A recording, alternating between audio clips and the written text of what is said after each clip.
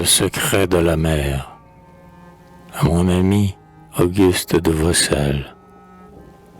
Sous le vent de la nuit, la mer tumultueuse s'agitait dans le lit que Dieu fit à ses flots, et de son sein troublé, sombre et majestueuse, montait une hymne sourde où roulaient des sanglots.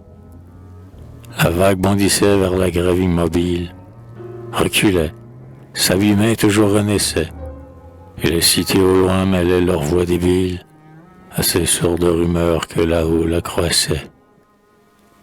Mais les flots turbulents brisés par le rivage chantaient en retombant sur l'écueil froid et bleu.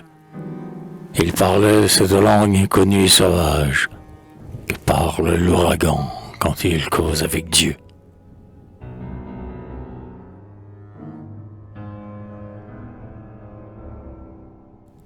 Chant des vagues. Nous sommes le miroir où le ciel se reflète. Nous savons l'avenir que l'univers attend, car sur nos fronts meurtriers que l'orage soufflette, souvent la main de Dieu se repose et s'étend. Dans le sombre infini de nos gouffres immenses, dorment éblouissant des mondes ignorés, et notre sein puissant féconde les semences des jeunes continents nouvellement créés. Un secret éternel tourmente nos abîmes, car nous savons le mot qui créa l'univers. Ce mot mystérieux aux syllabes sublimes bondit dans notre sein en mille accords divers. Quand, sous leur grand palais, les cités turbulentes couvrent leurs larges flancs du manteau de la nuit, quand les étoiles d'or naissent étincelantes au portique azuré du palais de minuit, quand la science humaine ouvre ses astrolabes pour compter les soleils qui pavent l'infini, alors nous appelons les étranges syllabes de ce mot incréé que Dieu seul a fini.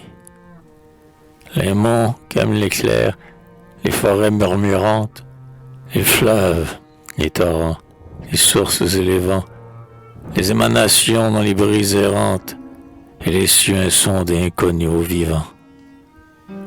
Épelle avec nous dans l'immensité sombre ce mot resplendissant que nul œil n'a rêvé, mais il reste toujours dans notre flot qui sombre.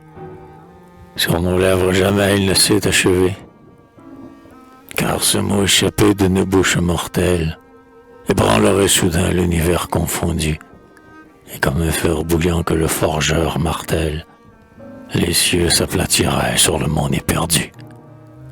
Car ce mot échappé d'une bouche mortelle ébranlerait soudain l'univers confondu, et comme un fer bouillant que le forgeur martèle, les deux s'aplatiraient sur le monde éperdu.